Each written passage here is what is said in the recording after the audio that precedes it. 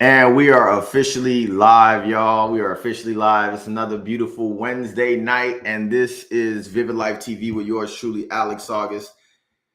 Y'all, we are on the cusp of one of these hurricanes, man. Hurricane Helen, I don't know, whatever the case may be. So things are getting a little crazy over here. I'm glad to still be able to be doing this live tonight and going live with y'all tonight. But I'm gonna be honest with y'all, I don't know. I hope these lights don't go out because it is starting to turn up a little bit. It's starting to get a little crazy. And of course, I need to make sure that, all things around the crib are maintained. So we're going to have a good time tonight. We're going to have, swell live, all the conversation that you guys can expect from VividLife TV per the usual. So we are live on YouTube and Twitch.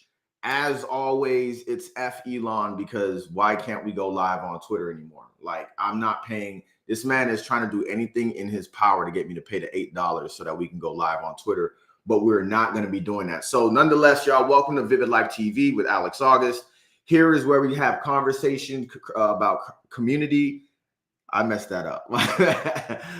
This is where we bring together conversation, creativity, and community. So without further ado, y'all, this stream tonight is going to be kind of something special because it's going to be a very interesting one with a longtime friend, and we have not had a chance to have some of these conversations in public. So let me get this. I'm going to read this off. I hope y'all don't mind. But our guest tonight is Boss Lady, certified project manager, content creator, and real estate investor. She can be seen on TikTok, dropping gems literally all the time when it comes to how to become a project manager, what to do become a project manager, and just kind of facilitating all conversations surrounding that. I keep telling her she should be a coach. We'll get to that. But before she was doing that, living her best life, traveling all over the world, she was my co-host on a little known show back in college called Good Knocking Radio. Throwback. We're going to talk about that too. But we're back on mic tonight for the first time in years, more than 10 years. So ladies and gentlemen, y'all give it up, man. And introducing my guest for tonight, VividLife TV, y'all give it up for Lola The Manager, coming in now. What's good? What's good? What's good? Oh, what's up? That introduction, I'm gonna need that from you. I'm getting my Shannon Sharp on, Yeah. Sharp. Getting my intro work going as I get more of these guest appearances. But what's going on with you, man? You know me. I keep busy, creating content, work, looking for more projects, looking for more investments, coming up with new ideas, trying to take over the world. It's a lot. Yeah. It is. You make it look more chill than it is. When we finally got a chance to like talk about it, actually, I was just like, wait. Like, working with actual project managers in my role at work, I'm just like, yo, if you're doing this for more than one project, bro, you're kind of like stretched thin. Yeah. So tell us a little bit about that. And obviously I gave the intro, but go ahead and introduce yourself and tell the people what they should know and what they want to know about you. So when it comes to the project management thing, I've been doing that for, what are we in, 2024, about 5 years. Got certified about 2 years ago. Once I realized that I could lock in there and start making some coins, we're gonna go ahead and get certified real quick. But just been doing that. And for those that are interested, my specialty is marketing, project management, and IT. So I'm part of like all those software development teams. Very fun stuff over there. And I'm pretty sure we're gonna get into it. But when it comes to the investing, I just took the IT money, flip it, or invest it in another way. That's all we're doing. It's find a lane, take it, flip it, and keep it going. That's kind of all I've been doing. And then just staying out the way, honestly. Staying out the way, aka traveling and doing the whole nine and doing all of that. What's going on, Julia Silva? Okay, my bad. I'm like tripping. What's going on? Thank you for the shout outs. So just to let you know, as everyone is and I should probably explain this more often just so everyone knows when they're tuning in to VividLife TV. But since we're streaming live on Twitch and YouTube, I can pull in comments from both platforms. So we can see Julia Silva is on Twitch. For my people that are tuned in via YouTube, I always invite y'all to comment, to drop something in the chat, to say what's up. Let us know where you're tuning in from. I know y'all be bashful. I always want to also know if you guys are tuned in on a laptop, if you're tuned in on your phone, if you're casting on the TV. I've seen people cast it on the TV before. And as I always say, y'all, just tag me in something. Let me see how you watch the show. Let me see how you watch the stream, because that's kind of dope. I like the feeling of being on y'all TV. So please help my ego as I go through these. Anybody that's been live before, and I feel like this is a little bit of a pivot because I want to come back to something you said. But I feel like when people talk about going live, they make it seem like you press the live button and 200 people show up. And then you're sitting there and talking to 200 people. And shout out to Bright Light, because he was the one that told me, like, nah, bro, like, you're going to do it. And it's a couple times you're going to be talking to yourself. Like, streaming is tough stuff, bro. It is very, very difficult, but, you got to stay with it. And you're now streaming on TikTok, and you don't like it. I don't think you don't like it, but it's a bit nerve-wracking. We came from the radio world, so you never had to worry about seeing people. And since all of us were friends in the studio, it just felt like conversations with your friends. So you didn't have to worry about the visuals. But now, with going on the TikTok or the YouTube or Twitch or all these other platforms, it's a little nerve-wracking because, like, now I have to, like, show my face. And then, your feelings may get hurt if you're seeing how many people are actually in the live at real time. It's just like, oh, you got one person. Oh, it's zero. Oh, it's 2 more people. Oh, you're back at 0. And then you got to keep the same energy. It's a lot. It's a lot to get your mind in the. And it's funny. It's funny because I remember when I was talking to you in the summer about going live on TikTok. I was like, man, you got 1,000 followers. You tripping. You need to do that, man. You go live. It'll be straight. And then TikTok monetized me, and they're like, yeah, you can go live. And I'm like, I'll be in there, and I'm like, yo, what's up? Such and such. Welcome to the. They're already gone. Okay, like, all right. And honestly, you made a good point about the radio thing, and I think that's something that I definitely thought about at one period of time too. It's like, they have that old phrase of, like, you have a face made for radio, which is a very shady way of saying you're ugly, right? Mm-hmm. But we, like, with radio, it was like you didn't have to worry about the look. Like, back then when we were doing it, the good knocking days, this was 2010, 2013. Like, we would be lucky if someone had a DSLR camera that could, like, be in there capturing content and stuff like that. But I think the most important thing is that no one knew you were having a bad night. Not only, like, physically in the studio, but they couldn't see your numbers. When you're listening to the radio, you don't know how many people are also tuned in with you. Mm-hmm. Whereas with this streaming thing, that number, boy, that number is gonna humble you. Like, you come in. It's there to keep you humble, honestly. Bruh, like, you be in there talking to yourself with one number in the top. Hey, man, so I know a lot of people want to know. It's like, bro. And it's like, who are the people? Say their names. Say their names. There's a lot of people in the room with us right now. Like, what are you talking about? But you just gotta roll with it. You gotta just roll with it. So yeah, man. But like I said, we were co-hosts on this show called Good Knockin' Radio many, many eons ago, which is crazy because now it is legitimately to the point, like, we've officially gotten to the point, and I'm kind of happy about this. I'm not gonna lie. We've officially got to the point where when you Google Good Knockin' Radio, nothing really comes up anymore. I'm kind of glad about that. Yeah, I kind of am too. Yeah, it's a way of kind of being like, all right, so it's officially, like, that chapter is officially, like, in the past. And, it's just memories. I would love to have had more of it, but talk I guess introduce your side of it, because I feel like maybe I talk about it enough, but introduce your side of it and what, talk about your role in good knocking, and then maybe how that kind of translated into future tense and where you are now. Yeah. So when it comes to good knocking, I always tell people that I was the mastermind behind it all. I'm the reason why the reason why we actually worked.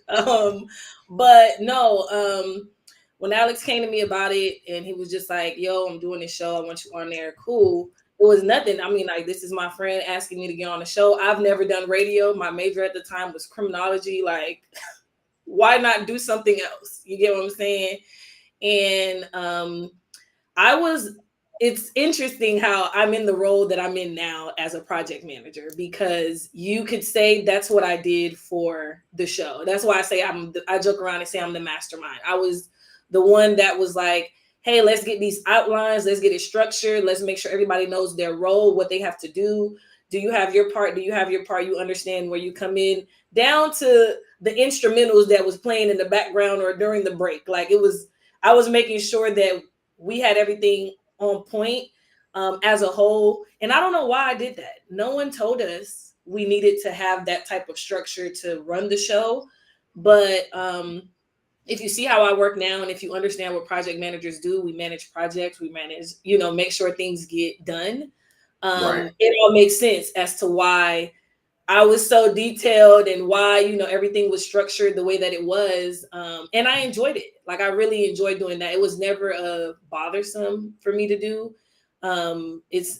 Before you can ask me, where's the outline? You already received it. And all that I learned in that space from marketing, because that's what actually got me into marketing, is still with me now, years later, as I do marketing projects. And I'm part of those different teams and stuff. So yeah, and I think we also had a website, right? And so We did. We did. we had a website. So, and I think I was more so making sure that everyone knew what their role was for the website and contributed whatever they needed to the website. And I do the same thing now on those software development type of teams. So it's so interesting how at that time I never knew a project manager existed when I was doing radio. And then to see where I'm at now, it's like almost as if it was always designed for me to get here eventually. Yeah. Yeah. And I, it's like, now that we're so far gone from that, and I've done podcasts, I've guest hosted on podcasts, people have asked me to produce their podcasts, and I've like, there's been all kinds of like roles that I've kind of fallen into. And every time I've done one of those projects, I'm just like, I mean, at the core basic of anything you do production wise or marketing wise, if you can't get the outline right, you don't really have a show. And I realized way after the fact of like, that was a skill that from a creative standpoint or just a marketing standpoint, right? Because when we did radio, all of us had really good ears. Like, we had our ears in the streets. Mm-hmm. Like, this is what's being talked about on our college campus. All right, this is what we're going to do. We're going to spin it. We're going to talk about this. Here are 7 questions we're going to use to drive the conversation forward. This. We're going to pivot. We're going to do that. And then to have the outline like built out. And I think I probably only showed you how to do the outline maybe once or twice. Yeah. And then it became like clockwork. I think the day to have the outlines was like a Friday or a Thursday or something like that. And then we would have like our interns. We would have our interns printing them out on Sunday night, be like, oh, you trying to join the team. Listen, you're going to need to use your prints to bring all of the outlines. You need one for DJ Brightlight, Oso Tay, Lola, and Alex. Don't come to the studio without it. Like, yeah. And we would, but like, that really was like project management for real, like to the point of like being able to do that, being able to delegate all of it and everything like that. And I always feel like every time I think of Lola the Manager, I'm just like, bro, you kind of like, you just kind of flip the omelet from that to what you do now. Cause, you know, you know, we're going to talk about this part too. Once you left the team, it was like, bro, what you mean you don't have my outline though? Like, what do you mean you're trying to join the team, but you don't have my outline? Like, it became like Suge Knight real quick. Like, Right. Get out of here and don't come back. Man, that I knew that was gonna be tough. I knew that was gonna be tough. We can definitely take it there when you're ready. I mean, You know. let's take it there. I mean, I'm cool. We had our conversation last year, and I feel like that was the most important conversation to be had. So I'm cool. I'm cool if you cool. Yeah, that's why we laughing now. Because we already Exactly. Which I didn't know how people were gonna respond to. All right, so let me just piggyback for a little second, because in the era following your departure, and we could talk about that too, you go into that. But in that era after, for a good amount of time, there was like, I think we talked about this last year, there was a lot of questions. Like a lot of questions about like, yo, what happened? Like, what happened? I see y'all walk by each other. What happened? And it was like kind of tough, because it was just like, I don't know, bro. Like, I really don't know what happened, but the show goes on, you know, like it was, you know. But yeah. True. The show definitely went on. Did it go on with perfection? You know. Right. I mean, we did good. We did well. I actually think, do I want to hold on? Let me not skip, because I do want to talk about, you gotta tell the people why you left. Right now, you want to know why I left? Yeah, I mean, we talked about it last year. Yeah, we can do that. So for those that didn't know, I feel like my last year in Good Knockin' Cook. So we started in 2010, and I left. We started fall 2010. I left spring 2013. So that was after 2 years. So maybe like 2.5 years in there. That's a long time. Wow. But in the last year of it, I was pretty much what I call on like a spiritual journey, trying to find myself, trying to figure stuff out. Because I didn't know what I was doing with myself, my life, or anything, honestly. And from doing that, I was wrestling with being on the show. So that's what was happening. So the team knew that I was on this journey. It's not like the journey came out of nowhere. Like, you remember Martin when he joined that call, and everybody like, where you found them? You get what I'm saying? Like, they knew, they were fully on board with me trying to figure out life as a college kid, and they were, I say, flexible for the most part, because it was really like, I don't really know how I'm navigating right now. I'm figuring this out, and y'all rocking with me. But then it got to a point where it felt like I had to decide. I had to kind of pick, like, am I going to focus on this walk, or am I going to focus on the show? Because it felt like I had to pick. Because I was even, the team would tell you, I was not engaging in some of the conversations because I was uncomfortable. So I'm like, but I don't want to leave. So it's like, I'll be here, but not really engage, which now makes the show weird, because it's like, what's wrong with her? Why is she acting a certain type of way? Is there issues with the team? And there is no issue with the team. That's what was crazy. There was no like issue with a person. It was just me trying to figure out how to navigate this. Let Light tell it. I joined a cult and I left everything. Like, that's why we don't interview him, okay? Yeah. I mean, that really was the gist of it. It was me trying to figure it out, and then finally it just came to the point where I pulled the plug on being part of the show. And because we were young and didn't really know how to have conversations. Navigate those conversations. Yeah, you get what I'm saying? It got really personal really fast. And I constantly tell people, like, we weren't just random people that auditioned to be on the show. We were friends. So we were friends doing business together. It was a hobby that turned into a business real fast. And then it's like, okay, well, I want to be out of the business part, but we could still be friends, but we don't know how to communicate that. So it just got real messy really fast. And Yeah, I mean, it didn't get messy of like, it didn't get messy to the point of like F good knocking and everybody that rocked with him. It didn't get like that. It was just more like the conversation just had not been had, and then time killed. that was Not the mess. killed, but time just let it decay and rot and Yeah. rot and rot.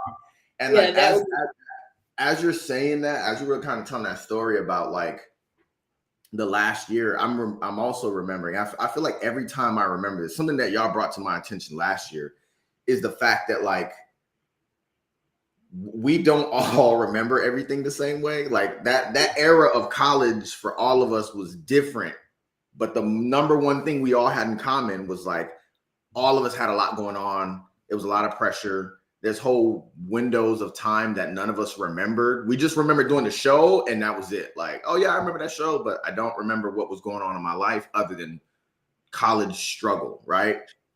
But I also think that if you remember, we got off of the college radio station and then we built our own radios, our own web series, very, very much like this. And when we did that, it's kind of like what you always say when people say, like, once you turn something into like money, it becomes like it's no longer a hobby. So like we went from friends doing a hobby to like friends, bro, we can make money off this. Like there's something to be had in this whole thing. And then I think it got larger than all of us kind of imagined, while we were all kind of like, oh yeah, hey, look, I don't know if y'all remember, but we're in school and our 4 and 5 year timeline is coming up. So I don't know if y'all plan on graduating, but we all need to figure that out very soon. But at the same time, like you and I hosted the homecoming carnival 2012. And it was like we did that to put ourselves like up. So it was like the pressure just kept getting higher and higher and higher. And I think for me, like the personal part of it wasn't so much of like, oh, I'm mad at you because you had this transition. I think a lot of the personal part was just like it. And I think where it went wrong was like, oh, I kind of need you, like not only as a business partner, but I also need you as a friend. And it was like, oh, I don't really want to do this with someone who has to audition because they don't get it. Like, you know what I mean? Like they're not gonna get it. And we did casting calls. How was that? we did casting calls. Good Knocking was a very like what, you know, we did the reunion last year, we did the golden years, but like post the golden years, Good Knocking was very, very interesting because a lot of it was stuff that like had we done it, it would have been amazing, right? I ended up building a radio station. It had 24-hour music and rotations and start getting ready to sell ads, and the station hit 50,000. But it was just like it was like an emptiness to it where it was just like, without a team, this doesn't really, like, this is a thing, but without a team, like it doesn't make sense. And you know, oftentimes we would have a audition, we would have a casting call, we'd get hosts, and it was just like, because I was coaching on how to be a host, I wasn't hosting.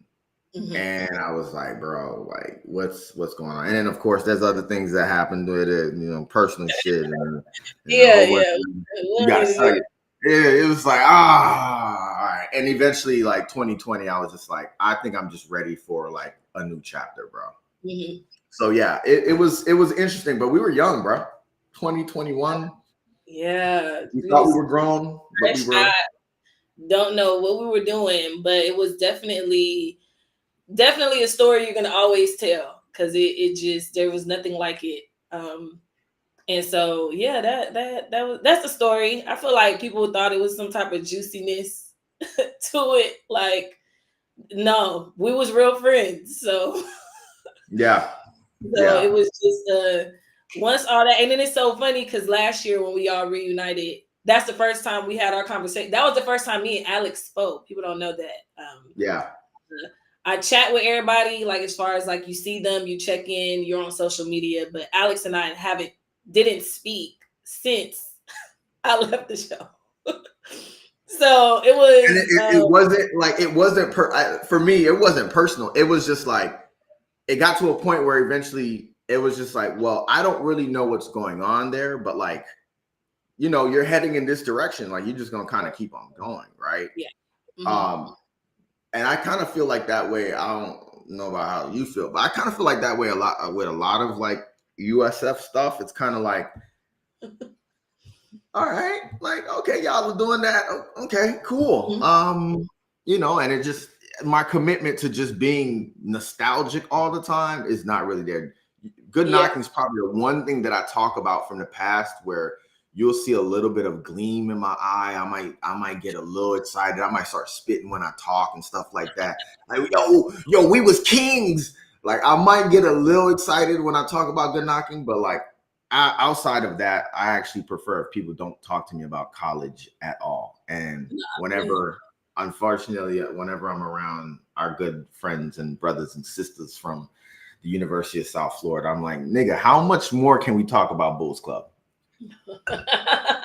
Like, how many more conversations can we have about this club that is now a Mr. and Mrs. Krabs? Like, let's just move on. So, that's nice difference. No, I didn't know that it switched to that. Yeah, man. You gotta catch up on your Tampa. I don't feel like you really took in Tampa last year when you came. I'm thinking about coming for homecoming this year. Bless your heart. So I might try to see what's going on in the neighborhood. You should just come to Tampa and then be like, oh, I didn't even know it was homecoming. Like, that's what most people do anyway. Like, yes, I might do that. All right, let me know if you pop out. I should be here, but give me 1 second. I'm getting a little bit of latency here, and all of my screens are frozen as I try to. It's tough when your computer start breathing hard. So, all right, there we go. All right, cool. But yeah, hold on 1 second here. All right, y'all. So as y'all know, this live stream happens every Wednesday night. So I just want to make sure that y'all are aware of the fact that there are episodes for you to catch up on. Be sure to check up on my last live stream from September 11th, True Crime versus Horror. Subscribe for more live streams, vlogs, and videos that are coming. I'm really excited about October just because of the simple fact that having conversations with folks like Lola and so many other people, we're all always talking. I'm almost entirely talking about content creation, business, marketing, plugging things in. So it's always productive conversations, and there's a lot coming to the YouTube channel in the month of October because I have been on a hiatus from Instagram, and I have learned to just appreciate not what's the word? Not feeding the algorithm, not feeding the timeline, and more actually creating like long form content that just speaks more to information than just like the kind of in between riff-raff, rigmarole. Like, I don't want to call it BS, but just understanding like what the life cycle of content got to be, right? You have long form content, and you're doing this now because you have a vlog where you're kind of doing episodal type stuff with the project management stuff, right? Where it's like you can take that long form content, post it to YouTube, and then take the clips and then kind of breadcrumb it in other places and things like that. So tell us a little bit about the episodes and the vlog that you're doing now.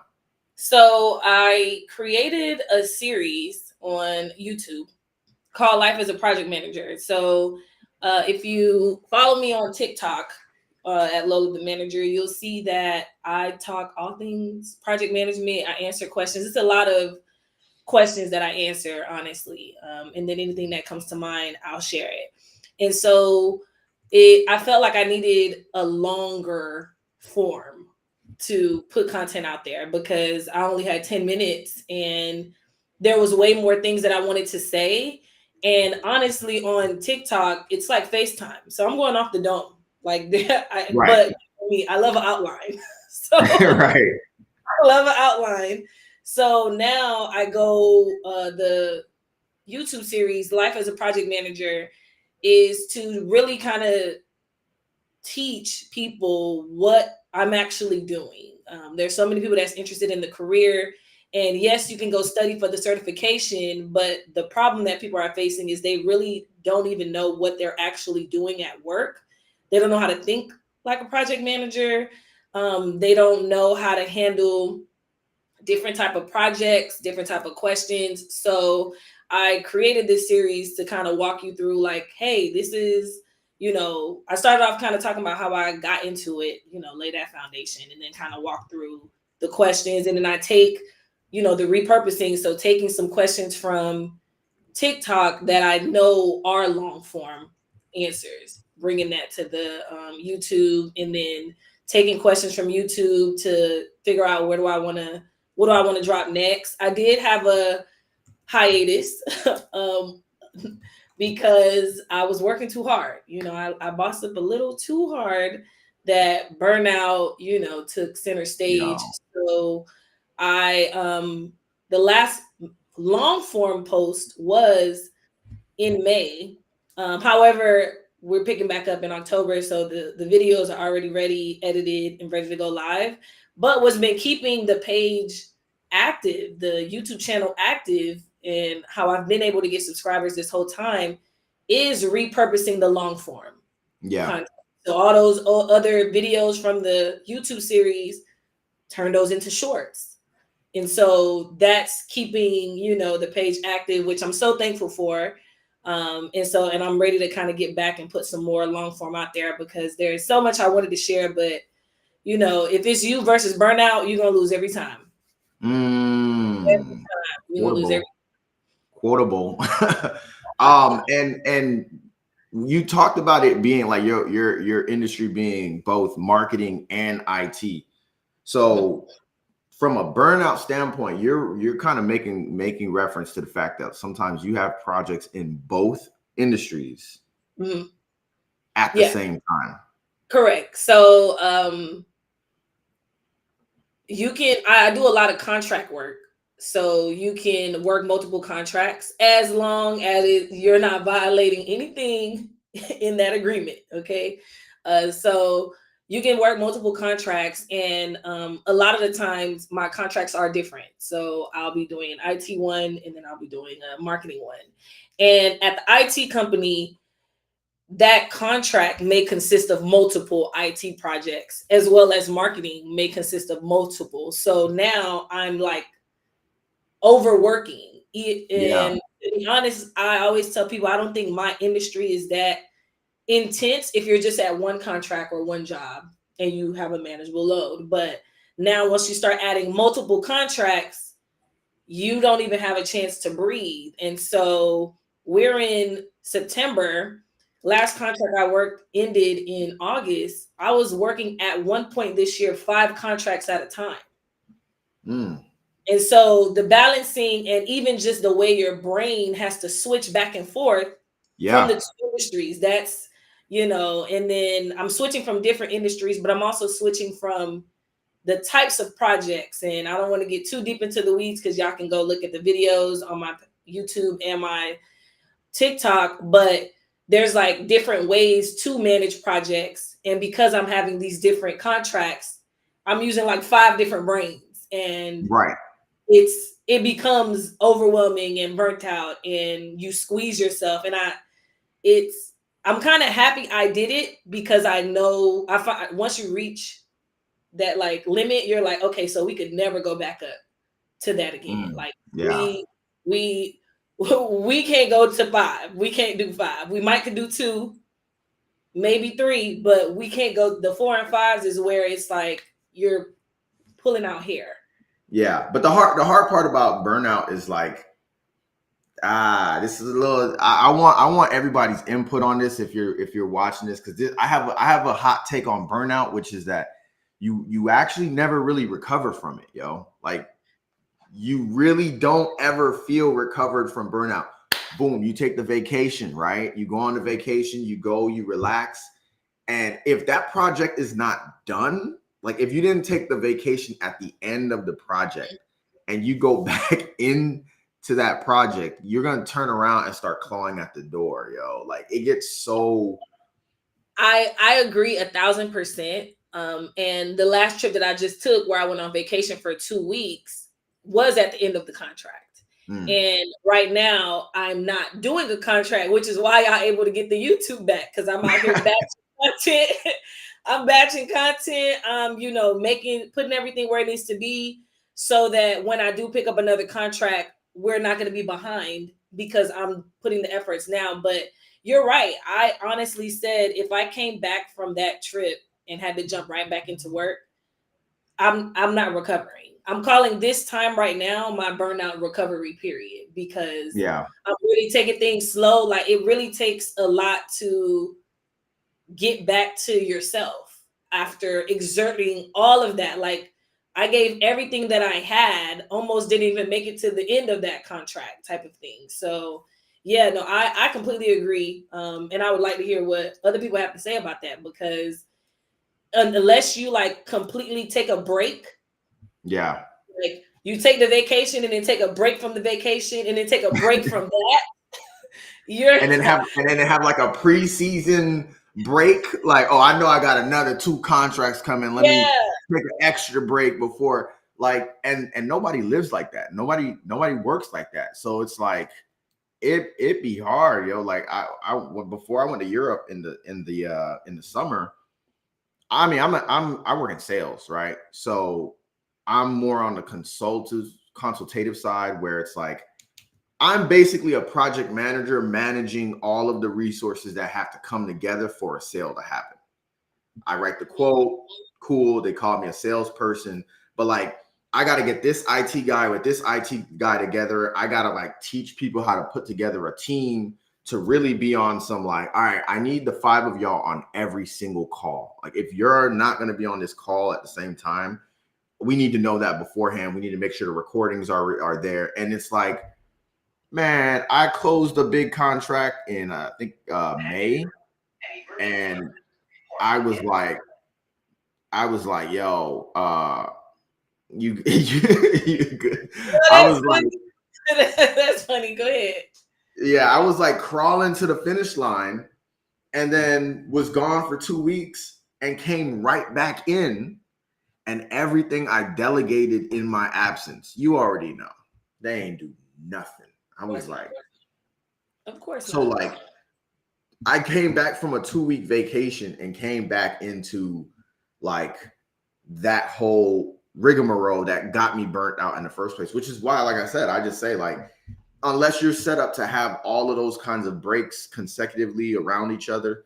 And I mean, you're talking 5 projects. I have 300 accounts in my role. Now, all of them don't have big projects, but like at one time right now, I think I have 10 projects, which is just 10 sales. Like, I get excited because I see the dollar amount, but it's still like, okay, we got to make sure I remember all the conditionals in him, because he works in government. So that's going to be different. Like, the whole piece that you were talking about with the brain having to switch, I definitely relate to that, because government contracts are insanity. You know what I'm saying? So it just takes a lot of just different approaches to it. But with you, what would you say is the number one? Because I think I see this question a lot on your TikTok. What is the number one skill someone needs to have? Number one skill and the number one soft skill that somebody needs to have if they're interested in being a project manager? I feel, this is a good one. Number one skill, I'd probably say people management. You just got to be good at managing people. That's really what project management is. Like, this project doesn't exist unless the people do the work. So managing people, which means you're good at communicating and doing those different things. As far as soft skills, uh, which I feel like it's hard to teach this, but the time management part, like being able to Mm. like manage your time so you can manage the project time. That's, I feel like those are like essential skills. And you're going to see it in every interview. In every interview, they're going to ask you, like, how do you manage the time, the workload, the competing deadlines? They're going to ask you all. That's like a guaranteed question in every project manager interview. And I've done mock interviews with people, and they would literally say, yeah, I would just like talk to everyone, and then see what to do, what they want me to do. And it's like, no, you're actually the one that should be telling everyone what they're supposed to do based You're off the of how quarterback. you organize your time. Like, you know what I'm saying? Like, what are you talking Yeah. about? Like, honestly, I don't even.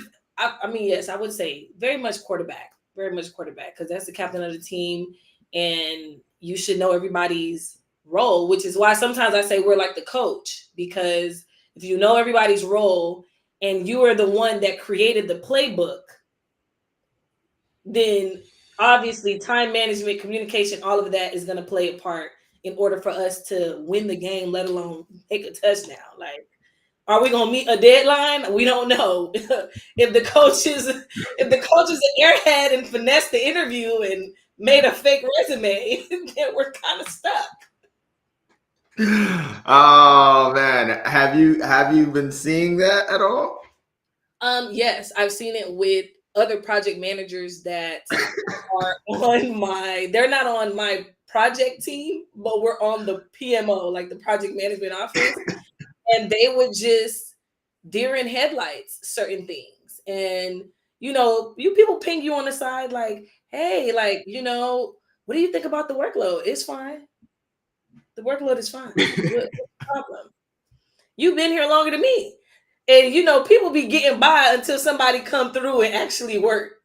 That would just Now it's like, Unfortunately. you get what I'm saying? So now it's like, hey, how's your workload going? It's fine. Oh, can you help me with? I don't really know about that. You may want to go talk to the big dogs. I just know my stuff. I'm not about to take Yeah. on your projects. You get what I'm saying? But people don't Yeah. know. And then even the comments that I get, that's what birthed life as a project manager. So you can see what's happening day to day. So you're not, you know, everybody's looking at you for the next play, and you're kind of like, oh my God, does the GM have the playbook? Like, can somebody else throw me an You audible? had a playbook player? Like, you Yeah. get what I'm saying? So that's how I feel. I seen it. My comments are proof of it, that people truly don't know what to do. You mean comments on your TikTok and your videos Yeah, and stuff like comments that? on the TikToks, even on the YouTube. Like, the comments are them like, I wish I had this when I started, or can you talk more about this? Like, how do you know? Like, I've gotten so many questions about, like, how do you start the project? That's insane. They hired you to do the project. You said you don't know how to start. You get what I'm saying? And this is not to like make fun of people, but it's just to show, like, there's no real training on how to function day to day, because every company has a different way in which they do projects. And Yeah. so I feel like I'm just trying to give everyone a baseline to work with, so that you have something to use, some type of template, Yeah. some type of starting point, and then you go from there. But to get hired to manage projects and you're like, I don't know how to start the project, then people are going to look at you crazy. You're going to get fired. I don't know how, like, I don't know how to be in a situation like that without my armpits being wet. Like, without me just being like, um we gonna have a kickoff call. I don't know how to be in a situation like that. I don't know how to lie that well. Like, I'm not a good liar like that at all. So But it that's what couldn't I'm be me. saying. So the what people are taking the courses and to get the certification, you're learning about projects as a whole and the cycle, but you literally don't know what step one is going to be. The certification doesn't teach you what step one is. It teaches you, hey, this is the life cycle that your projects are going to go through. So you got to go apply it on your own. You got to learn and figure out how to apply it. So you got to really like master how that is. And then now, you know, you get brought onto a company that's doing a new software and they're like, okay, so we want to build this new finance app. And you're like, okay, awesome. What do you want to do? The people, they're going to be like, you need to tell us what to do. Like, how we going to do it? So are you maybe I should use this for the latter part of the conversation, but I think we're kind of getting to the thickness of the conversation on you and the project management. But you get a lot of questions, you get a lot of requests, you get a lot of emails, you get a lot of traction with your project management content. And I'm always just looking at it like, when is she gonna pop it off? Are you opening the Lola Academy of project management? Are you opening, the boot camp? Are you what are you gonna finally give the people? And so here's what's funny. When life was lifing with all these projects, people are like, hey, do you have a mentorship? Hey, do you have are you doing coaching? And the excuse that I had at the time was, I don't have time, because I literally didn't have time. And then now that I'm in my burnout recovery season, I don't want to use my time to do that yet. That's just the honest truth. However, I did open my calendar to start doing one-on-ones. Because I mean, at the end of the day, I think you gotta pace yourself. What's for you is always going to be for you. There's no need to rush. There's no need to do too much. So I did open my calendar, and I currently offer one-on-ones to pick my brain. That's how I was able to do like mock interviews and people that don't know how to start the project. So they hit me up like, hey, this is what the job gave me. How do I start the project? So you can pretty much pick my brain on anything project management wise. I also open to do VIP days. So that's available pretty much. A VIP day is where, for those people that are like, I want to get into project management, what do I need to do as far as like the resume, the whatever schooling you need to get, how to navigate the space. So I do that. A VIP day is like literally an 8-hour day where it's all you. And then what else I have? I think I also just added a level up strategy session to that for those that are just trying to figure out like how to be me, how to level up. That's what I did. Yeah. I'm working on the literal coaching groups and the mentorship things. Not looking for perfection. I'm just taking my time in developing and building something like that out. So fingers crossed, 2025 will have that. I did start, getting I had an email list. I'll open it back up again for people that are interested in project management to get the sign up. So you'll be the first to know when I drop that. I do have a nonprofit, so there are projects there. You get an opportunity to kind of volunteer for those projects, because that's what you really need to do if you don't know where to start. And then we'll go from there. But yeah, I haven't taken off because I'm just like, I work. Like it looked like I'd be chilling, but I be working. I really do. I don't know why. The life of a project manager. I look like I'm chilling, but this is just like a coffee break. This is just like a mental break for me to take a break on. And I also think that people you forget that, like, when you're not in a contributor role, like your life is basically following up on action items and having meetings, which when your life is like that, it's great. Shout out to y'all that live like that. But yeah, it's very much like I'm in between things. So yeah, I can grab my phone for 2 minutes and just do a quick video and then keep it pedaling. So yeah, I feel you on that. But I look forward to it, man. seeing the folks in your comments on YouTube and on TikTok, I'm like, that is a level of engagement that's like should be pretty worthy of the fact that like the information you're saying is like solid. You know what I'm saying? Mm-hmm. Yeah. So we will look forward to that. I look forward to that. And then my last question is just what I need a project manager, dog. I got some video projects I'm trying to do this, and I don't want to put you on the spot, but Well, I'm just saying. So see this first, I just want to really remind people networking is gonna get you so far. Okay, networking is what's gonna get you far. Because the amount of people that has asked me, hey Lola, do you have any projects that I can volunteer on? And now you have video projects. You get what I'm saying? So if you network with me and I understand what you got going on, then I would have been able to, pass that connection or assisted you on that project. And that's the type of things that I want to do. I want to create that type of space.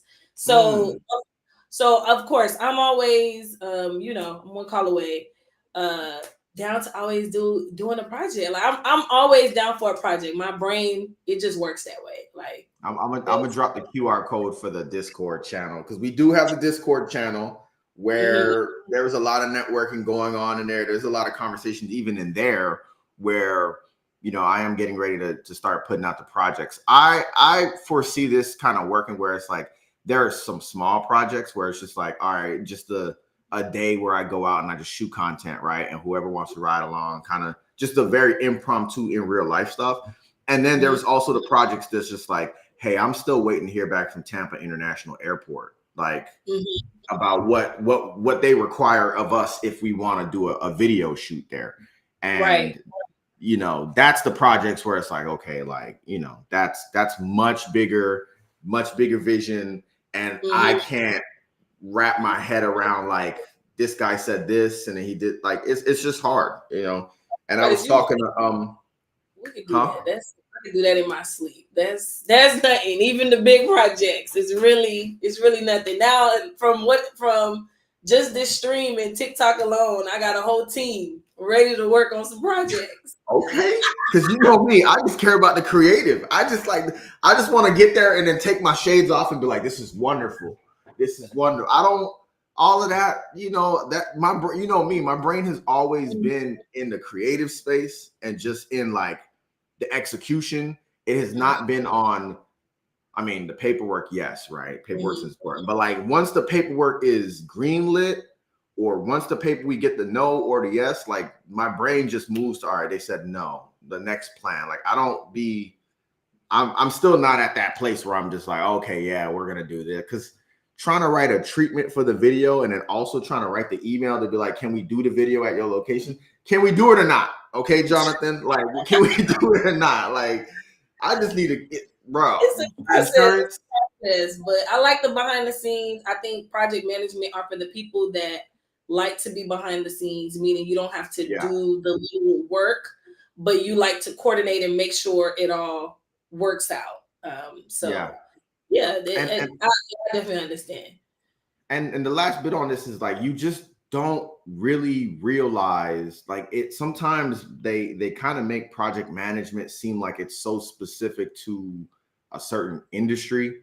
And it's like, nah, like there's so many roles that are project managers that just don't carry the title project manager. Unfortunately, some people kind of get placed in these roles where it's like, oh, you're a coordinator or you're a this. And it's just like, bro, so much of that is project management. So why I tell people, as long as you understand what project management is, you'll always be able to get a job. Two things: the PMP, that certification, it's globally recognized and it's used in every industry. So there's opportunities to make money in the US and internationally. Like there's tons of projects. Two, if you, like I said, if you understand the breakdown of it, of like the fundamental parts of project management, there's a million different roles, different titles you can have. And you're still getting the same amount of money. You're still doing the same type of work. It's just a different name. Yeah. Yeah. Okay. Okay, and we gotta make sure gotta make sure I plug you in real quick. We're gonna do this one. Y'all make sure to follow Lola on TikTok and subscribe on YouTube. Her YouTube channel is popping with a lot of this information. I've digested some of it myself. I actually clicked on the USF project management program. I was gonna ask you for like what because you didn't go to USF. You went to what school did you do the project management cert at? No, you didn't do it Well, at a school. that's not a school.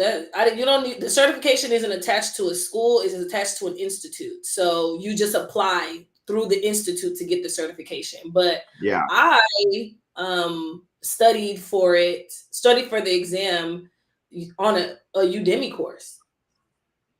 That's what prepped me for the exam. Now, what prepped me for the work, I already did the work. So I did like I did a Google cert to make sure I understood like the fundamentals of like what the process is. And I'm like, oh, I already do all this. This is just the actual name of it. Cool. And then was rocking ever since. So basically I got by a USF ad that saw that I've been engaging with your content. And I just wanted to see, I was just like, damn, USF got a project management certification program. That's what's up. Let me go check it out. And now that you're saying it, I kind of clicked on it. And then of course they start soliciting you and stuff because I forgot to uncheck the one box about marketing. And I don't think you said PMP? Yeah, nobody gives the PMP except for that institute. That institution. That's the only place you can. So you can, all these schools and companies, they can have a class, a certificate that's cute, but it is not, it's not the PMP. Official. Yeah, it's not that PMP one. Makes sense. Yeah, it's definitely not. Definitely not. It's a little cute little USF project manageable certification. Something like that. Let me not rag on them, but they go get me. Not too much on the alma mater. Not too much. Yeah, I mean, my bad. Listen. All right, so let's switch gears a little bit. There's a lot going on. So we got to go into these topics on the docket because every day in the month of September has had major breaking news that is just like crazy stuff. Like, I'm going to say 3 things that happened this month, and it's going to feel like it happened so long ago. Rich homie Quan passed away. That feels like it was already a long time ago. Fat Man Scoop died after collapsing on stage. That already feels like that was 3-4 weeks ago. James Earl Jones passed away. That already feels like it was weeks ago. And now this Diddy situation is just drowning the news media. We also had the presidential debate. There was also another assassination attempt on Trump. Like, every day there is a news story that's like, we used to get one of these stories like once a quarter. Now it is every day. But I'm gonna kind of touch on the big one, kind of, which is Diddy, because they are saying that there is a lot of implications on this, a lot. And I want to see what your thoughts on, because I don't know if you heard about, like, number one, he got arrested at a hotel in New York, in Brooklyn. Very law and order SVU. They just walked up to him, kind of was like, yo, let's just go ahead and go this way. I know you were going this way, but let's go this way. Took him in, and now he's facing basically charges for sex trafficking, racketeering. Racketeering is the big one, honestly. Like, forget everything else. The racketeering and the sex trafficking is the biggest thing. Everything else that I've been seeing on social media has just been like people wanting to get their jokes off, but like that's the big thing, right?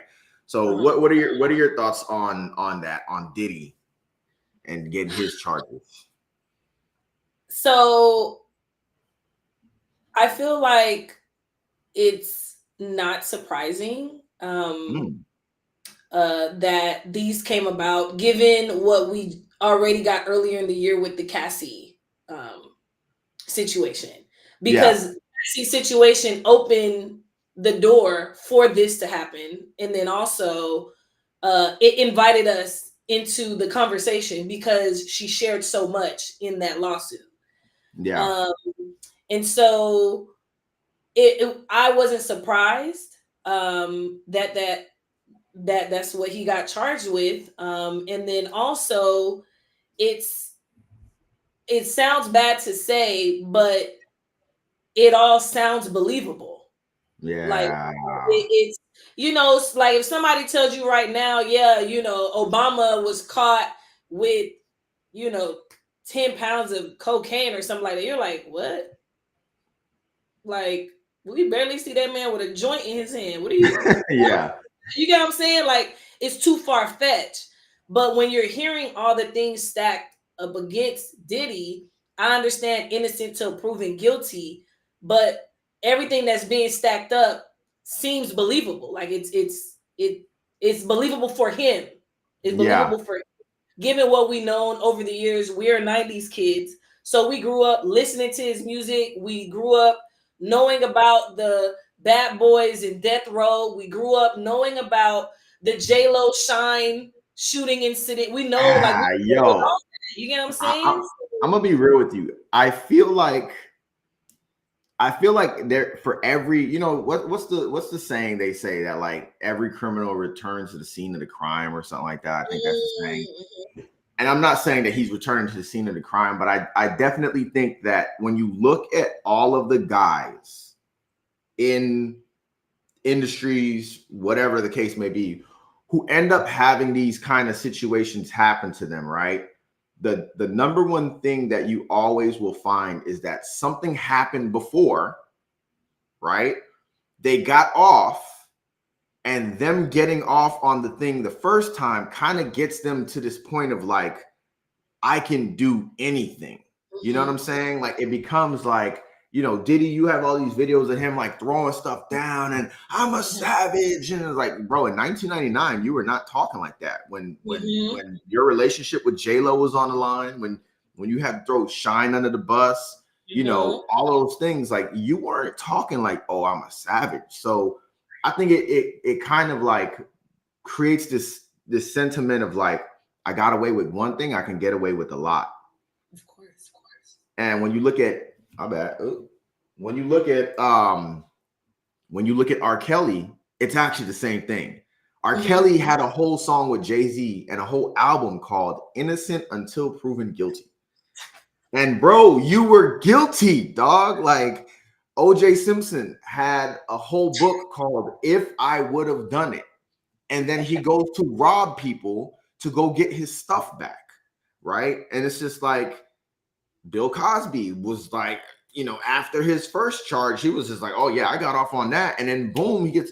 So I think it's like and someone I was talking to over the weekend made a good point of like, we have been watching this and almost enabling it for the last like 20 years. And it's crazy because when somebody says like, oh, you need to do this in order to keep your record deal, how is that any different from someone saying you need to go get me this cheesecake on the other side of town or I won't give you this? It's the same behavior. So it's just like you said, like it's believable, unfortunately.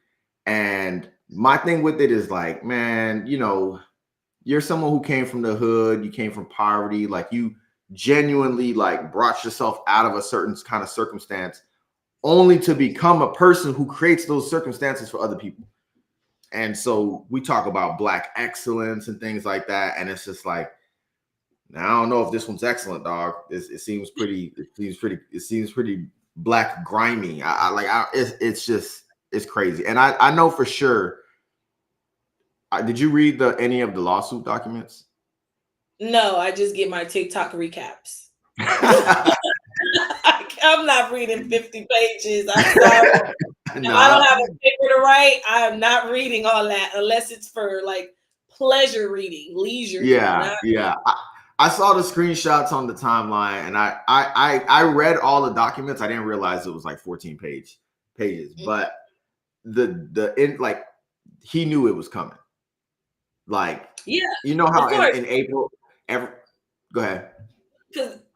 I wanted to point this out. Like, one, when you said that he pretty much felt invincible. Like, the more you were able to get away with, the more you're gonna do, right? Right. And it's like, when now, you know, what is it? What they say, foresight is 2020. Yeah. When Diddy was accepting that lifetime achievement award, and Mm. he mentioned Cassie out the blue. It was as if, like, it was so out the blue, but we didn't understand what that meant. We just looked at it as if, like, why are you thanking the girl? Right. And then when the Cassie thing came out, I personally felt like, the way I interpreted it, I felt like that lawsuit came out, and then I immediately thought about how he randomly called her out, and I felt like he already knew in advance this lawsuit was coming. You didn't care. Mm. You didn't care. This is another one of many. We're gonna get past this. Right. But reality hit when you paid that $30 million before Yeah. you Yeah. paid it before end of day. One, the big wigs, I personally think, because I think that when we look at Diddy, and this is not to excuse any behavior, when we look at Diddy, understand that he didn't start the music industry. He didn't start Right. the music industry. So he had to be introduced to it in some capacity. And for him to even keep his role, he has to go ahead and become a predator to others. Like, go continue that cycle of abuse. For him to continue to keep his role. That's my, like, thought and assessment of it. And I feel like when he paid her off, I don't think he personally wanted to do it. I think the other people that's involved higher up give that girl that money immediately and wrap this thing up. Well, you gotta also understand too, with all of the documents that they have, like, when you look at if y'all ever get a chance, if y'all are bored, if y'all are sitting on the toilet, you got your phone or your tablet with you, just read through the documentation real quick on how it's listed. It is not listed as Sean Combs, yo. It is listed as Sean Combs, comma, Bad Boy Enterprise, comma, Combs Enterprise, comma. And if you remember, Cassie's lawsuit was not it wasn't a civil lawsuit. It was actually like it was a business lawsuit. She was suing his business because she was part of his business. The way that they're coming at Diddy right now and making it almost impossible for him to run is that he is being charged along with the businesses. So with the lawsuit, the reason why he probably had to cough up that money so fast is because, like, you know, people use their businesses as like protection from their personal assets, their personal income, their personal funds.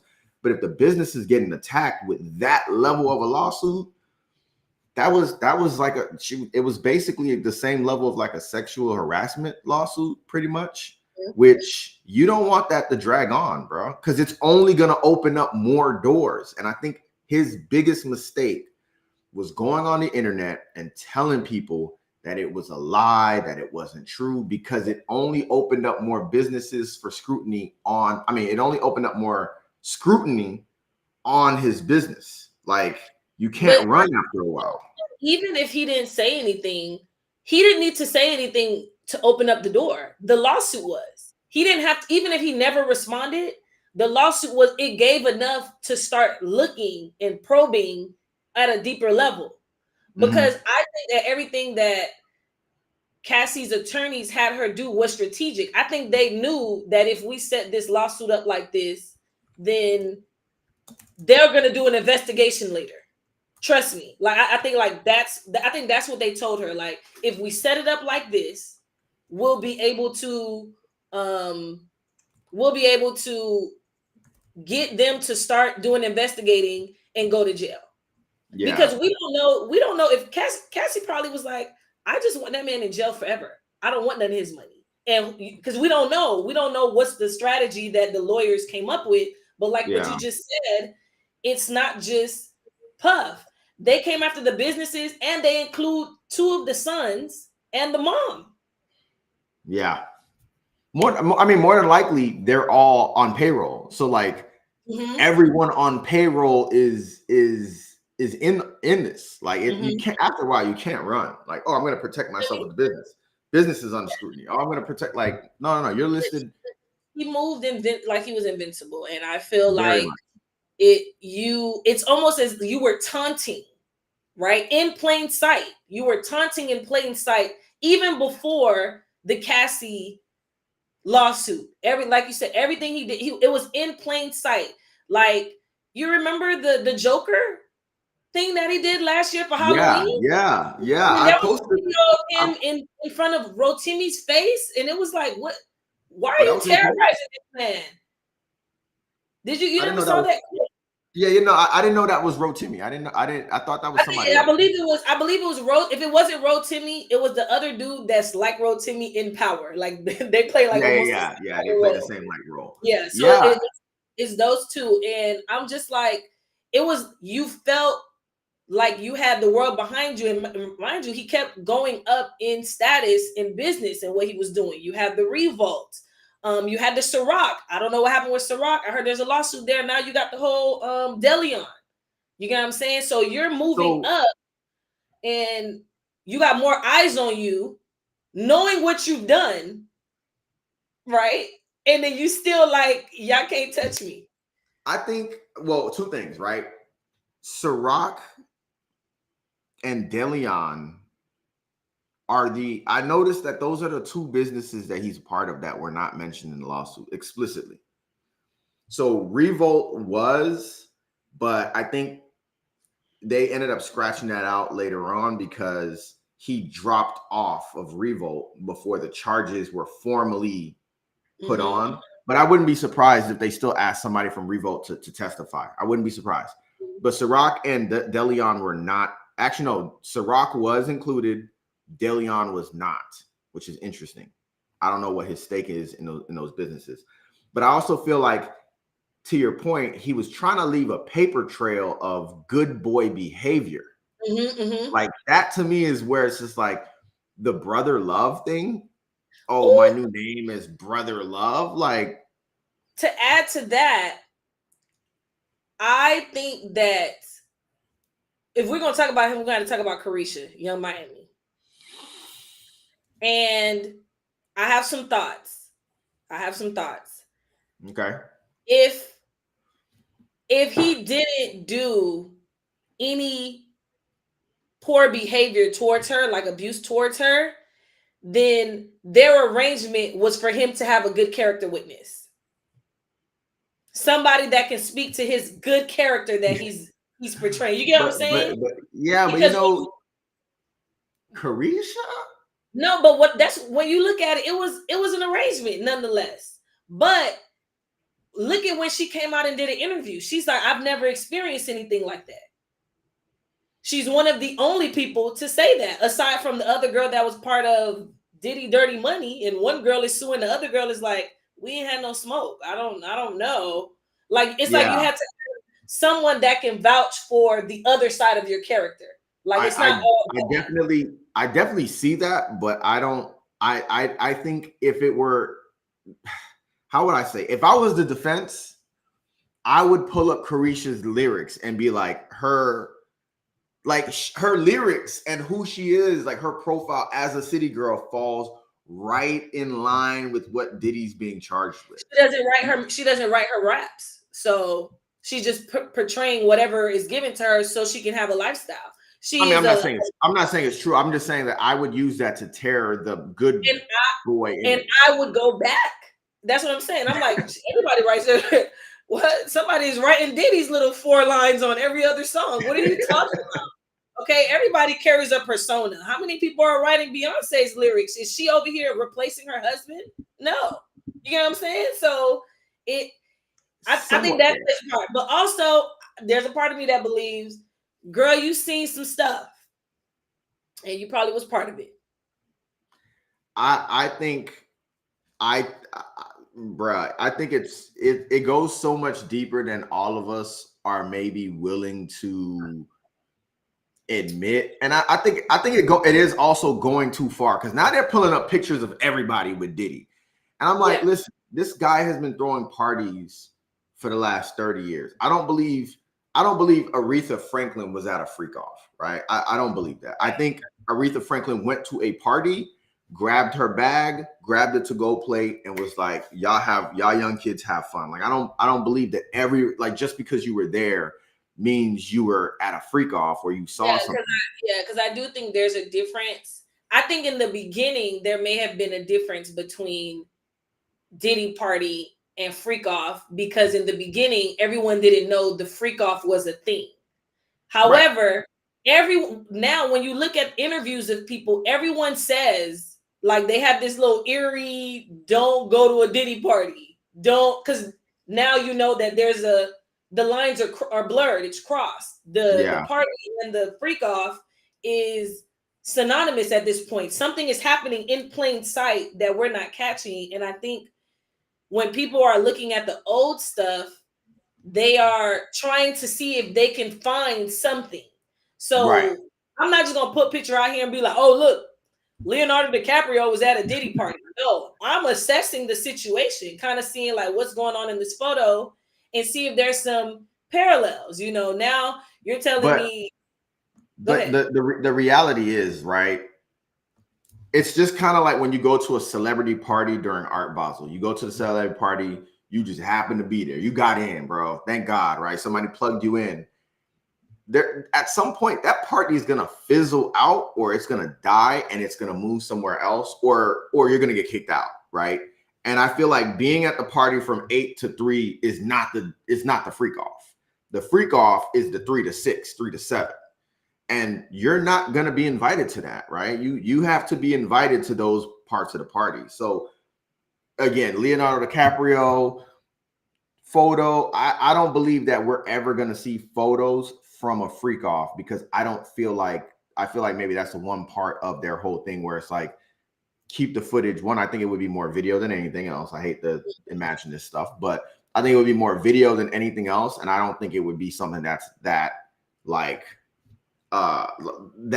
just out there like that, where you just happen to be the guy at the bar and they're just like, hey sir, excuse me, would you like to go freak off? Like, it's not gonna yeah, let me get an old fashioned with a side of, are we gonna go? Yeah, it's not gonna be like that. By the way, another breaking news, I just read this online right now. The NY Scanner just posted this. Multiple sources say that New York City Mayor Eric Adams will be arrested as early as tomorrow. Bro, what did Cat Williams do to this year? Everything. What did he do? Like, what did he know? What did he smoke? What was it, bro? Like, I keep thinking about that interview and I'm just like, my man's really just predicted the entire year, just the entire year. So that's news on top of news. But let's move to something else. So what is the word? I just think about something real quick where it's like, you hear all of these terms out there nowadays. Someone called me Unc on TikTok.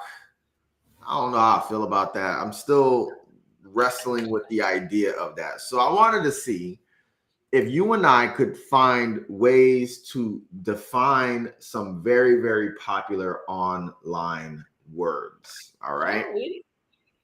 So I will throw out a word and then we will see if you can create the parameters for what that is. Okay. Are you ready? All right, cool. Word number 1 is auntie. Like, the word gets tossed around a lot.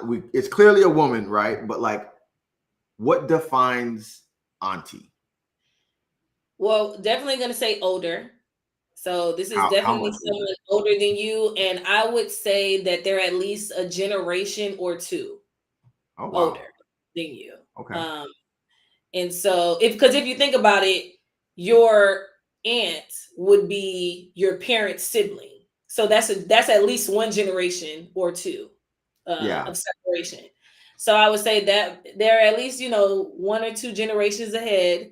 And I feel like something that's significant about the aunt and the uncle are the people that they cool. It's like the cool. There's a coolness factor to it. Okay.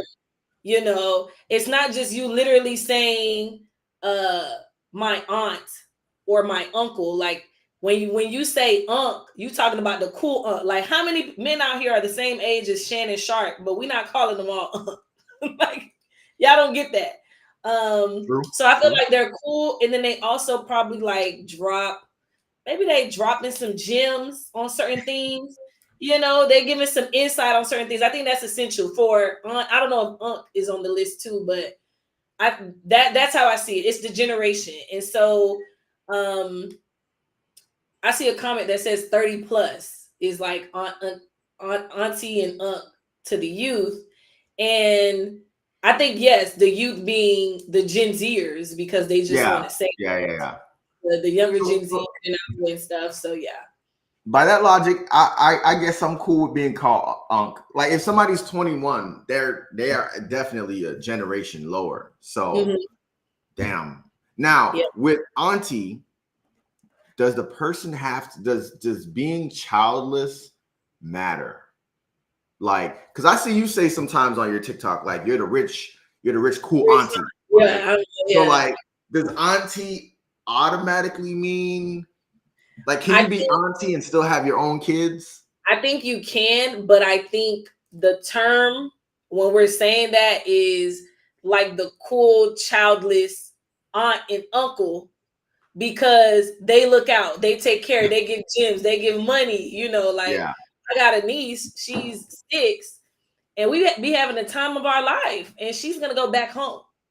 She's gonna go back with the people that own her. Okay. I think you're still an auntie in a general sense when you have your own kids because you know that. But I think when we're thinking about this generation and how we talk, when people are saying the rich auntie, it's like the rich auntie that's out here living her best life, and she probably couldn't if she had some kids here. Okay. She probably Yeah. would be Yeah. like her parents. Okay. We don't want that. All But right. yeah, yeah, I definitely agree. It's definitely a joke. It's not too serious. Okay. Let's see. When you're 30 plus, I'm only gonna call you uncle or auntie in a joking way, not for non-blooded, really. I don't really say unc, but I have said nephew one time, and it was like a Freudian stuff. I was like, all right, nephew, and I was like, How old were the no, person? nah, they were young. I think they were 21, maybe 22. But like nephew, I feel like nephew ages you way more than unc does. Like if I I say do think, nephew, I got cookout sandals on. Like, you know what I'm saying? Like it's just a different yeah. level of age. If No, I'm I an feel unc, like nephew sound like it came from your grandfather. Not like, nephew is a different level of let me see if this yeah, nephew is a different level of age. You know what I'm saying? Now there's another term too. It's an old one, cougar. Okay, how does cougar differentiate from auntie? Because I can okay, say, oh, I'm about to hit the spot, go pick up some aunties, but like, how is that different from I'm about to hit the spot, pick up a cougar, or is okay. cougar just First of outdated? all, cougar is not outdated. I think everybody uses the term cougar. Okay, So I mostly hear it with young dudes or even dudes our age, right? I hear the cougar term versus a woman saying she's finna get a cougar. So I think a cougar is an older woman. Um, and I think it's an older woman with money. okay, Okay, it's an older woman with money who is trying to have a good time and probably not for a long time. Okay, okay. I think that is cougar. Now you saying you finna go get an auntie? It sounds like you want somebody younger because even though we say aunt and unc, we say aunt and unc for the person older than us. We're not viewing them from the lens of a cougar that's like, oh, you finna have a young Thundercat with you or something like that. You know what I'm saying? So, um, so yeah, that's kind of like my thought behind it. It's female centered. It's female Okay. centered. It's female centered, money, older.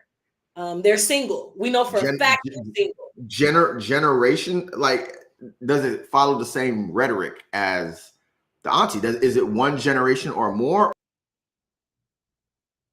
I would say it's two. I would say it's two generations. Yeah, I would say that, because if you're 30, you could get a 50-year-old cougar. That's you get what I'm saying? You get a 50, 60-year-old cougar. If you're 21, a 30-year-old is not a cougar, honestly. Right. You feel me? But if you're 21 and you got a 40-year-old, it's like you got to hit 2 decades at least. Okay. To do that. I think that's the math. I could be making that up. That's good. That's good. That's good. Somebody. Like if I'm 34, so technically if you do 2 decades, that's like 14. Not a cougar, not interested. Okay. But if the person is a 18-year-old, I feel like if they're going for cougars, they're going for women in their 30s at 18. Like there's a significant gap. Okay. Oh, I'm not gonna lie. I think 21 is like, if a 21-year-old was trying to talk to you, he can call you a cougar. Nah, see, no. If you're 21, 20 years would be 44. No, 41. That's too big of a gap to where it's just like. But that's the number though. It's almost not even. Okay. I could take that. Jessica said, auntie is 1 decade, cougar is 2 decades. I can take that. Yeah. I can take that. Okay. I agree.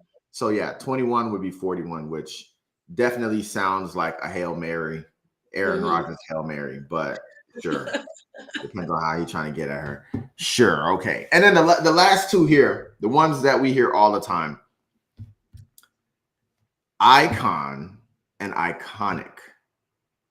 Like, kind of one and the same. Like, it doesn't need a definition, but I like if you have a good example of like an icon or something or someone that is iconic, or you know, a song, an album, a movie, a moment. Like, people just throw that word out all the time, like, oh, such and such is an icon. And I'm like, Honey Boo Boo is not an icon. Like, you know what I mean? Like, Katy Perry is not. Yeah, we need to talk about the definitions, because that's right up there with that word legend. And I just be like, it's on there too. I have legend and classic.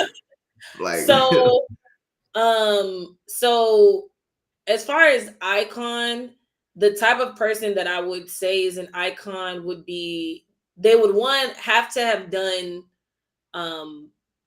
something that no one else has done. So that's like one part of it. So I can understand why someone is going to say Katy Perry's an icon for something. I don't follow her to know, but maybe she's done something that no one else has done. I feel like on a basic scale, but I feel like they may have done something iconic. To be an icon, I think it has to be something that no one else has done, but it impacts a wide range of people, like a wide internationally and nationally, honestly. But I guess, like, I feel like it's the impact that makes them viewed as an icon versus they had an iconic moment.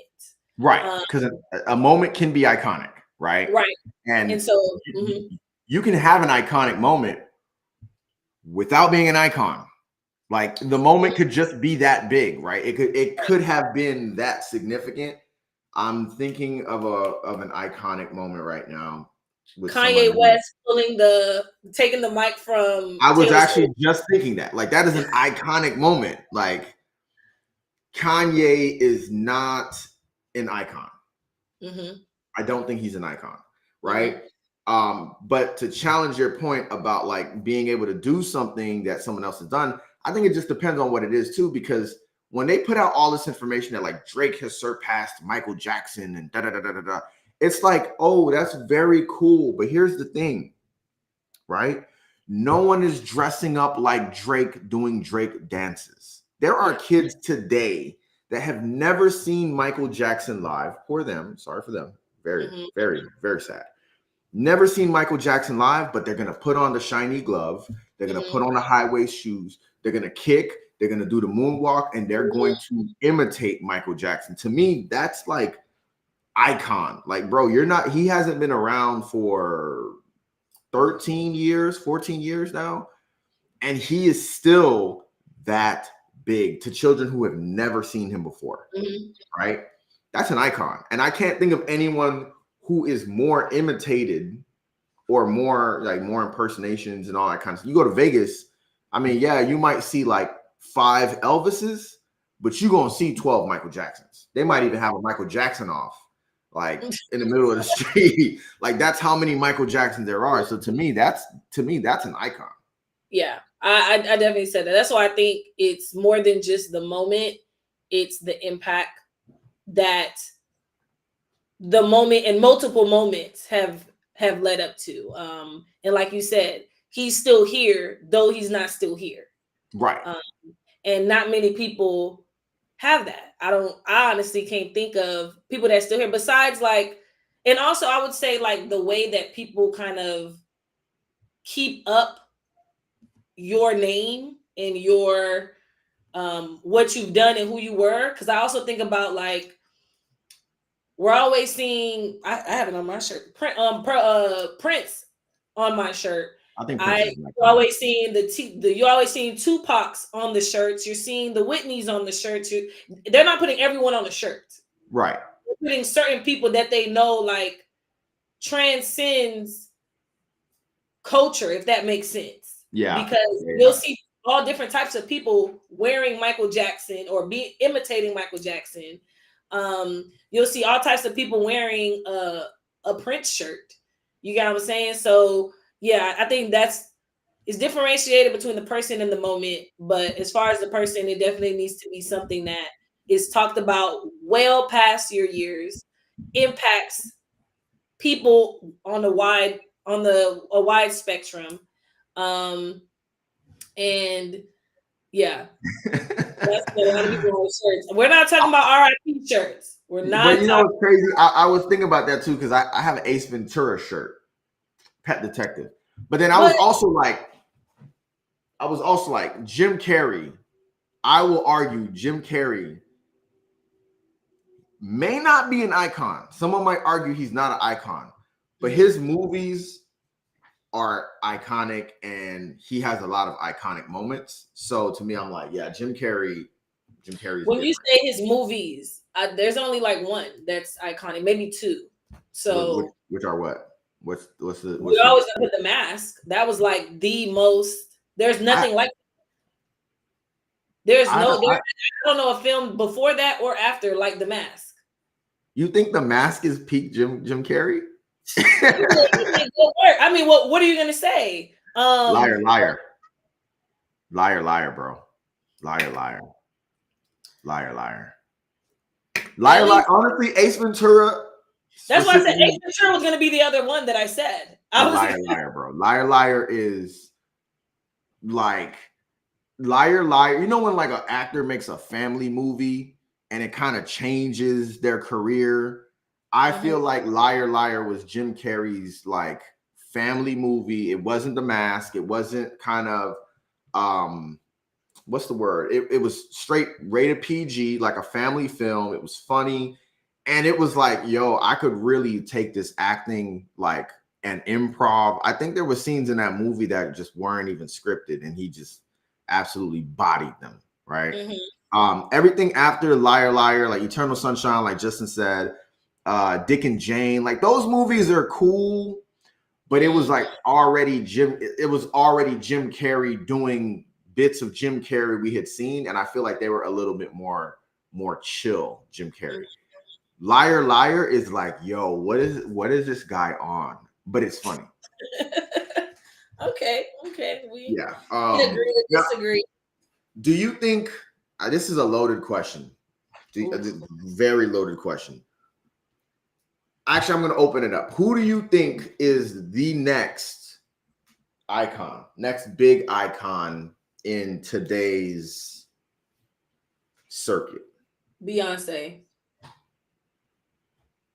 I'd give it to her. I think that when um when she dies, it's gonna rock the world like Kobe did. I I, honestly believe that. I would say more like Michael Jackson. I think Kobe definitely was like, we felt it. Yeah, no, I mean, like when I say Like, rock the world, like because of we were still not that. How old were we when Michael Jackson died? Were college age? yeah, I was 19. Okay, 2000, so early college age. Um, uh, yeah, I feel like I mean in the same industry. Yeah, I feel like Beyonce is Michael Jackson level. I think that Beyonce is Kobe level because when I mean like they're international. You get what I'm saying? Like there's a lot of NBA players. There's not a lot of Kobe's. There's You get no what I'm Kobe. saying?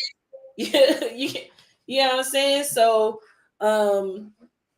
that's why I think Beyonce is the next one because even the celebs are fans. Like, you feel me? They're dressed up like her for Halloween. Like what? I think after Beyonce, the only other person, at least a woman, the only other woman I can think of is Adele. Maybe Gaga. But like So maybe Gaga. here's my thing. If we're gonna use Michael as the baseline for musical artists, no one's about to imitate Adele. I mean, yeah, right. I mean, yes, no one's gonna imitate Adele. But all she's done is music. I haven't even seen her in a skit, a movie, a commercial. I think Adele is like the Jeepers Creepers of music, bro. She comes out every like significant birthday with an album, drops it, and it Very basic it album takes name. over. Mm-hmm. Huh? No, I was like, very basic album name. She just like, hey. Yeah, 19, 21, 25, 30, 35, 40. Like just simple, but like every time Adele has dropped, I was in Europe with my mom and she's like, "Oh, this is Adele, leave it on. I really like her." And I'm like, "When did you start listening to Adele?" She's like, "I just really love her voice, like her level of talent. I really, really love it and I like what she sings about." And they might not be, imitating her, but I did go to a violin concert. One of those, I don't know if you've seen those online, the candlelight violin concerts where they play all the music with violin. I had plans to go. Okay. And I went to the Adele one. And this is like a world-renowned group that just travels around the whole country doing these shows. And they did Adele. So I don't think Adele is like imitatable in the sense that Michael Jackson is, because Michael Jackson was it was showmanship, right? It was his performance. Mm-hmm. But I think that if you go to karaoke's and open mics around the world, you're gonna have people going up there. I'd like to sing Adele, no one like you. And some person who barely can speak English is gonna go up there and I don't know. I don't know. I feel like they're gonna go up there and sing Whitney Houston. Okay. Yeah. I mean, yes, you're right. I meant living now. Okay. I mean, I feel like Adele is gonna have a significant impact. Like she was such a great artist. She is such a great vocalist. That's the word. She's a great vocalist that you want to listen to. And we're gonna, we'll be sad when she goes. And I guess we can call her an icon. I guess we can, but I just don't view her as one because I don't think that you're in one box. Like even when you think about Michael Jackson, he made great music, but his music videos were movies. That was different. Right, that was iconic in itself. Like that changed how we watch music videos. You're watching a whole movie. Yeah. For the longest, I thought Thriller was a movie. Like I didn't know it was just a music video. Well, I mean, back then you had to stop everything you were doing to watch the video because you knew, like, all right, this little 12-minute movie like it's gonna play on MTV and I gotta catch it right now. Like you know, back in the day when that was You know what I'm saying? So I feel like there has to be some things that you do that's like unprecedented. Like no one has done that. And because you did that, you've changed history. You've changed like all that plays a role. And then he wasn't just the artist that performs, because everybody performs. Drake gets up there with a black tee and some pants. Michael was having pieces made. Like the Thriller jacket is on display in places. You get what I'm saying? Like it's worth a lot of it's a thing. It's an iconic piece of clothing. Right. And all those things add on and build to this icon, the impact that it leaves. I can say Adele is an amazing singer. She has a great voice. I want to see her in person. But to go put her as an icon next to Michael and Beyonce, she's a fan of Beyonce. Like she drools over Beyonce. I mean, I just want to make sure that we're loud and clear that Taylor Swift is not an icon. Absolutely not. Immediately no. I just want to make sure we clear on that. Yeah, Drake isn't either. I can give it to Jay-Z. I can give it to Jay-Z. Jay-Z's career has done things that no one else is gonna go from rapping to being the president of Def Jam. No one else is doing that. And then retiring. Give me some other stuff that Jay-Z has done that is so iconic that there's none like that. I mean, the album run from La Rock Familia, the Blueprint 1, the Blueprint 2, the Blueprint 3, the Black Album, like though 2001 or 2002, 2009, Jay-Z was kind of like if he did music, it was untouchable. So just from an album run, that 10 years of music for Jay-Z was untouchable. Then also being the Def Jam president, I think was something that we just won't ever see someone do that again. Someone of his talent, someone with that level of talent, and someone getting to that level of professional excellence to be the president of Def Jam, then create Def Jam South, Def Jam Island, the amount of artists that came through, then to pivot from that and go Rock Nation, and then have Rock Nation sport. Like from a business standpoint, the business aspect of Jay-Z matches the business acumen that he rapped about.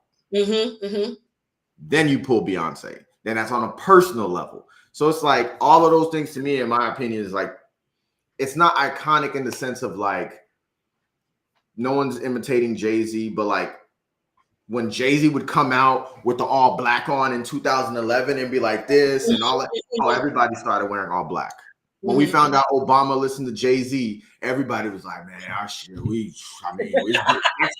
black excellence, opulence, like it was like that, especially that 2009 to 2000, between Blueprint 3, Watch the Throne, and then what was the album, Magna Carta, Holy Grail? Like that era of like Jay-Z black excellence and Obama black excellence, in my opinion, that shit was iconic, because I feel like even from a fashion sense, his music was changing. His music, Kanye's music, Beyonce's music, Rihanna, Chris Brown, that whole era kind of with Jay-Z at the top. And then the whole Obama thing, like look at how we dressed from 2007, 8. And then niggas was, I mean, we were in the club in business. I'm a business man. And then from business casual, it became like, no, really go to the club on some like high fashion shit. That's when people started Michael Kors and, you know, and I feel like you listen to all of Jay-Z's music in that era, it was really awesome. Get your shit together and elevate. Everything Jay-Z was talking about. And it was like, who better to say those things than this nigga who was selling drugs, crack cocaine. See, that's it for sure. To becoming the president of Def Jam. So I give you that. I give you that. Yeah, but like, yeah, I also feel like then you have to include the Kanye and the Rihanna in that too, and then that becomes a whole thing in itself. That's true. Yeah. I do believe they are icons, though. Even though you don't think that Kanye is one. I think he's done some unprecedented things. He has changed the way that they do fashion so much so they are imitating. You know what? You know what? That You're transition from actually producer to rapper to fashion icon, like it all. you're right. It's like I have to give it to him, no matter how like people feel personally. I have to give it to him. And same thing with Rihanna. You went from music, then you went to what is it? Beauty. Beauty. Lingerie, Yeah, beauty. lingerie, Like, you got beauty. all that, you know what I'm saying? And so, and now she has brick and mortars. They're literally building one less than 5 minutes away from me, a 5 minute walk. Really? What, a Yes, Fenty or the Savage Fenty. that's the clothes, right? Yeah, that's the lingerie thing that's supposed to take over. Well, that's good That's because with Victoria's Secrets. That's they that's they got a lot of men's clothes and I'm like, I'm not ordering this without seeing it in person. Like like $6.99 boxers, bro. I need I need to see it in person. so they've definitely transited into icon status, and I'm gonna give them their flowers for that one. You know what? Now, You're right. who's coming afterwards? I don't really see that happening. But After them, I think I think, and this is not on the outline. I wasn't gonna talk about this, but I think Lotto. Is it Lotto? mm-hmm. No.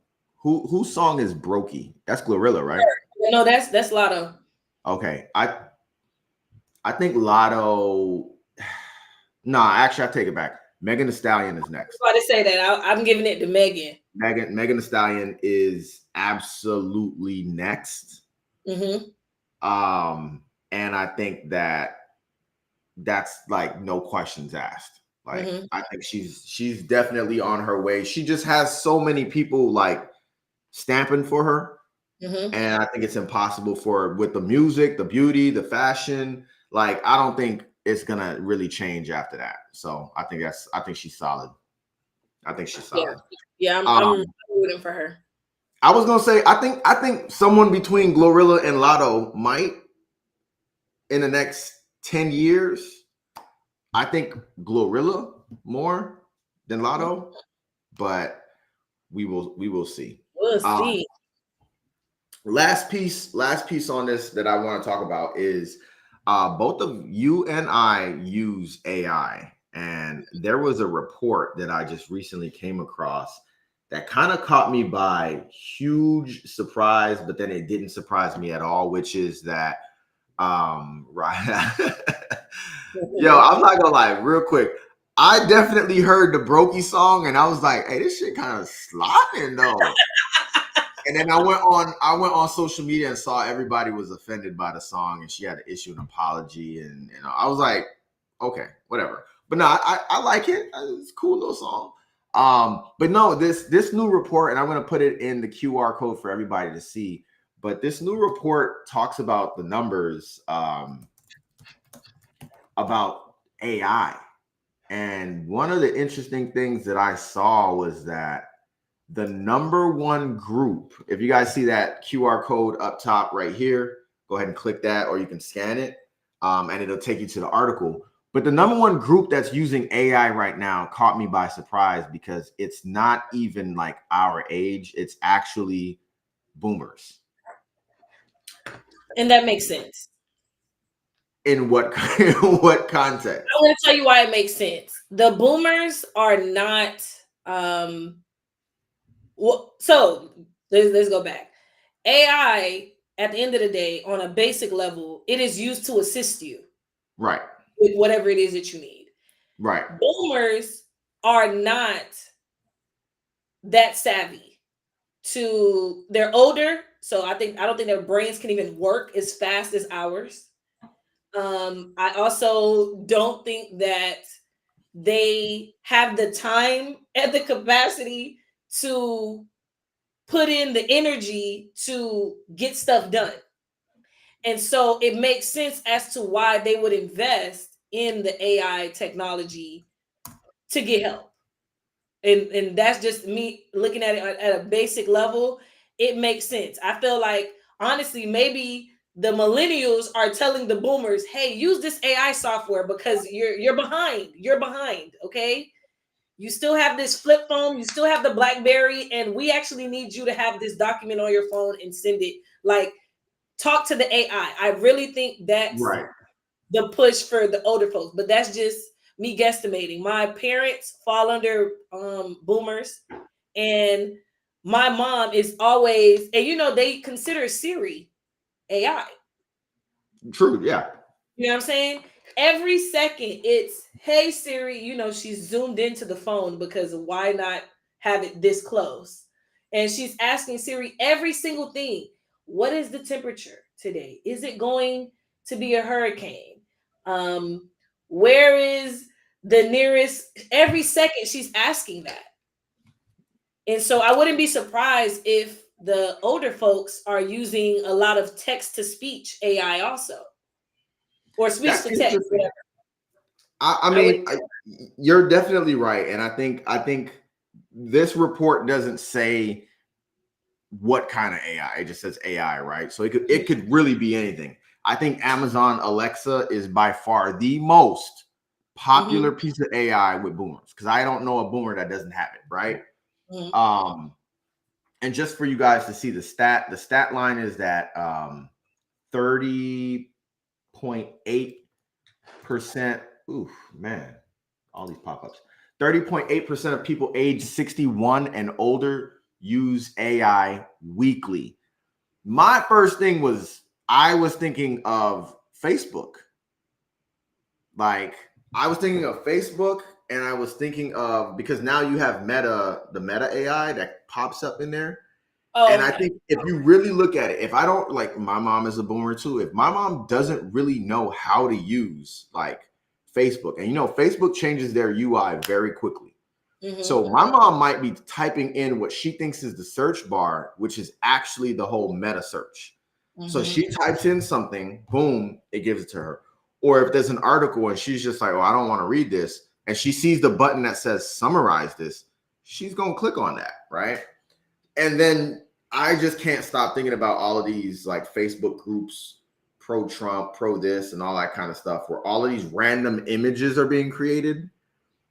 And I'm like, I don't know. I can't imagine people going and like actually speaking, hey, create an image of Trump running through a battlefield with a cat and a dog in his arm. Like, I can't imagine them doing text to image AI like that. But like, that's what we're seeing, and it's all coming from Facebook. So I don't know where, again, this comes in from, but 30.8% is the highest number in all of the age groups. Yeah, I believe it. I think I'm reading the article now. It says they're using those assistants, Siri and Alexa. Like, it makes perfect sense. They're using that speech to text or text to speech, whatever it is. And then, like you said, they probably are utilizing stuff on those apps. My mom, she's on the WhatsApp and the this and the that.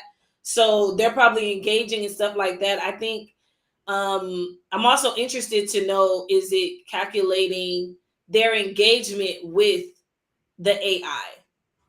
So like, what if someone else is the one that used the AI to generate the image, but now they're engaging with it? And so now more AI images are coming up. So now it looks like they're engaged in AI. You get what I'm saying? Like, I want to know if are we saying they actively utilize this to do something, like actions and commands and stuff, like prompts. Yeah. It says mostly with the age and the demographic part, it mostly says familiarity and utilization, but it doesn't break out familiarity from utilization. Like, I don't feel like a lot of people can see a photo and say, oh, this photo was created by AI. Like, it's, I don't think so. So like, familiarity with AI would be like, do you know Chat GPT? Do you know Claude? Do you know Gamma? Do you know, what's the other ones? Like, Night Cafe? Do you know Da Vinci? Like, how many of these things do you know? And with that, like, I'd probably be like, nah, they don't know it like that. But at the same time, again, if we're kind of lessening it down to Google Assistant, you know, Gemini, Meta Search, Meta, you know, whatever, then yeah, sure. 30.8%, but it doesn't really say anything outside of that. But the article is still interesting. Like, if you read through it, I think it's still kind of interesting to see that, like, the good, the bad, and the ugly of how people are using AI, specifically in especially in the job market.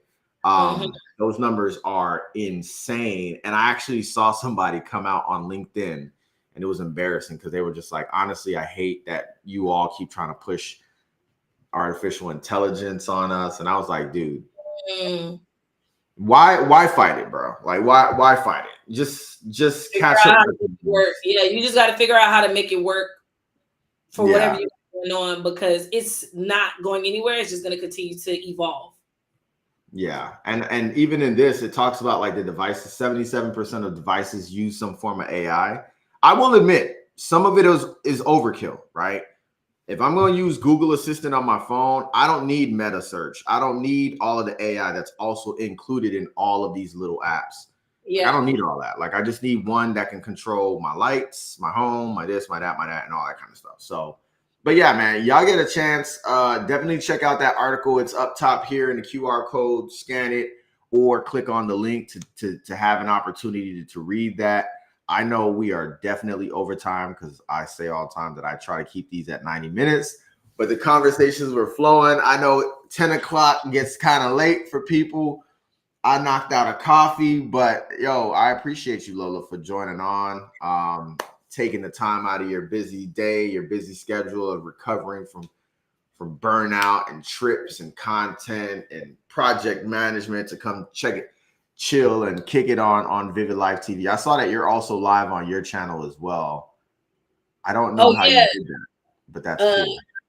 It gave me the option on the restream. Oh, that's what's up. It gave you the option to connect your different platforms. Okay, so the person in the chat is coming from that's why it says paired. Oh, I didn't know that. Yeah, okay.